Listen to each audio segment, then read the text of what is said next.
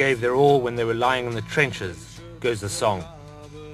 Pride, belonging and sacrifice are popular themes in the band's repertoire.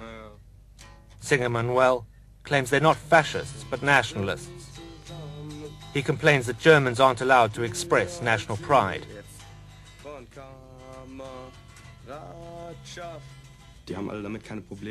Just because Germany is already considered guilty, you only need say, "I'm proud to be German," and straight away you're branded a Nazi, shoved into the corner. Or else it comes from an admiration for Hitler, in an overall sense.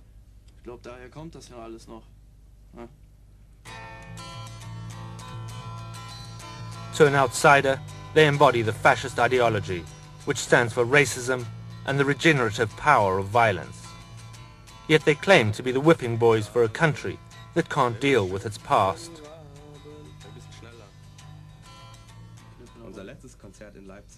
At our last concert in Leipzig, we had only just gone on stage and played one song when the police came in and cleared the place out in a radical fashion.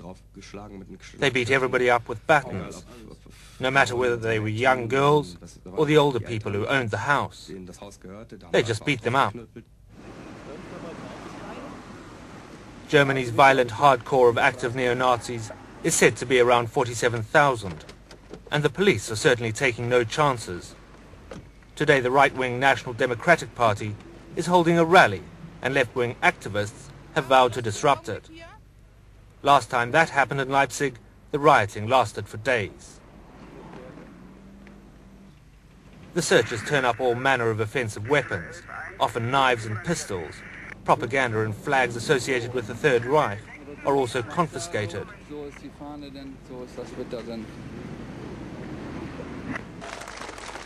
Although Germany's far-right parties still have less than 5% of the national vote, the 1990s have been boom time.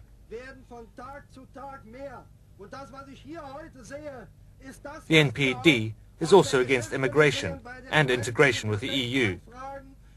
Inciting racial hatred means 5 years in prison here.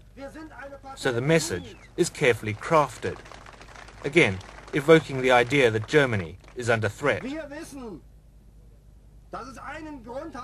We know that there's one reason why we in Germany today are better off than hundreds of millions all over the world.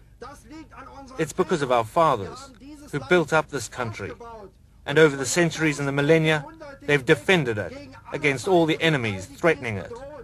Today, we are called on to defend Germany anew.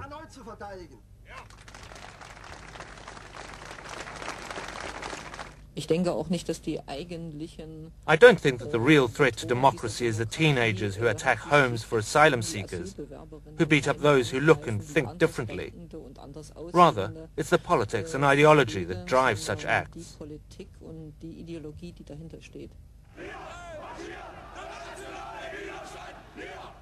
Ignorant of the past, young people make easy targets for the propaganda and anthems of the far right. Denying or trivializing the Holocaust is an offense under German law, but confiscating fascist material may drive the problem underground.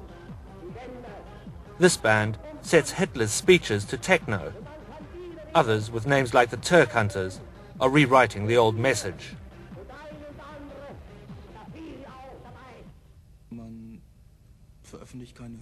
These days, they don't publish hymns about Hitler or Rudolf Hess. Instead, they're writing sad ballads about poor, unemployed Germans who get nothing from the government, while a refugee from another country drives his Mercedes to the welfare office, rakes in welfare money, then drives to the next town and does the same thing.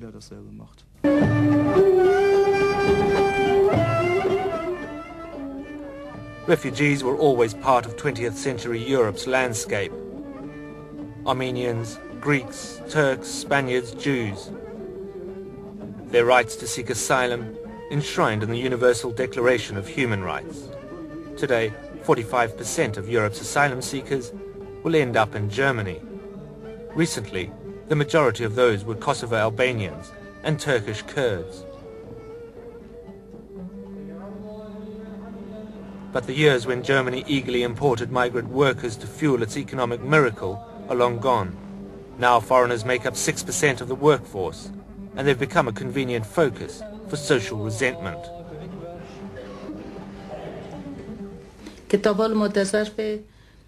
We've been here for 3 years and haven't been harassed in the past.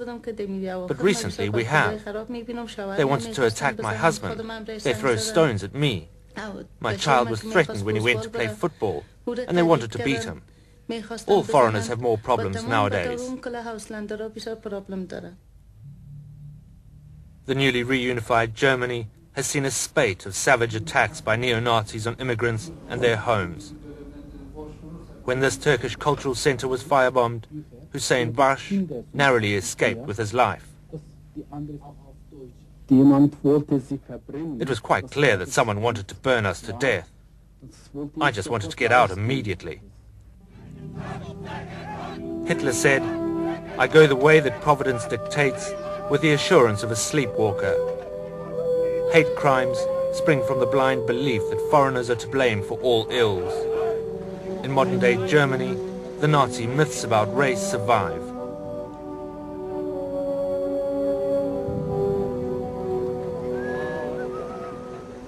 Nazis raus! Nazis raus! Nazis raus! I'm just afraid, based on our history, that we may go down a similar path. Of course, I also like to think that this society has enough forces to mobilize against us, but I'm not sure anymore, unfortunately. These men are refugees and on the run. They're at the beginning of a journey which might take them as far as Germany, or might end in a matter of hours in a Turkish jail. Most of them are Kurds from northeastern Iraq.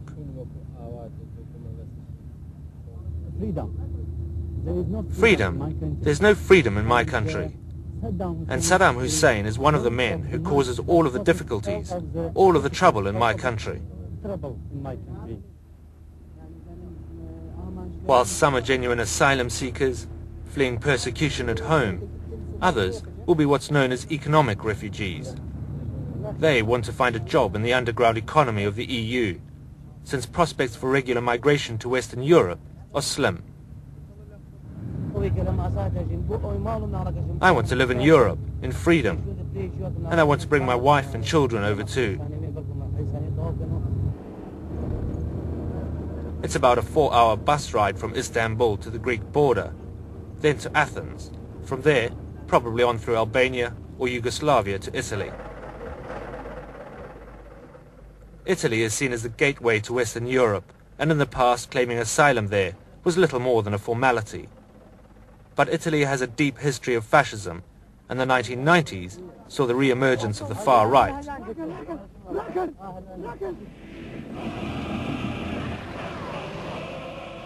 Whilst fascism's most enduring legacy might be German, it was actually born in Italy, after Mussolini seized power in 1922. He harked back to the grandeur of Rome. He also collaborated with Hitler and crushed opposition. The Italian fascists were known for their brutality towards ethnic groups. Although they expelled the Nazis at the end of the war, their legacy was one of murder and executions no less effective than their German counterparts.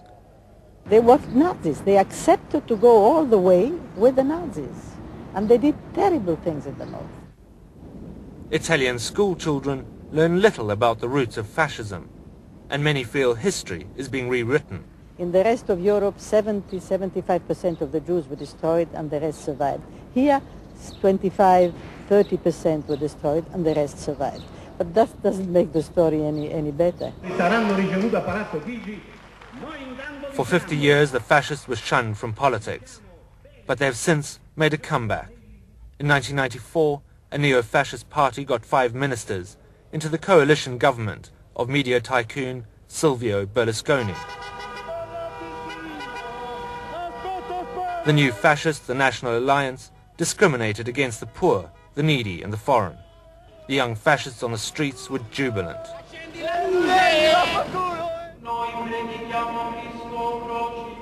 That government collapsed, but the National Alliance leader of Gianfranco Fini had succeeded in giving his party a new political credibility. He calls it post-fascism.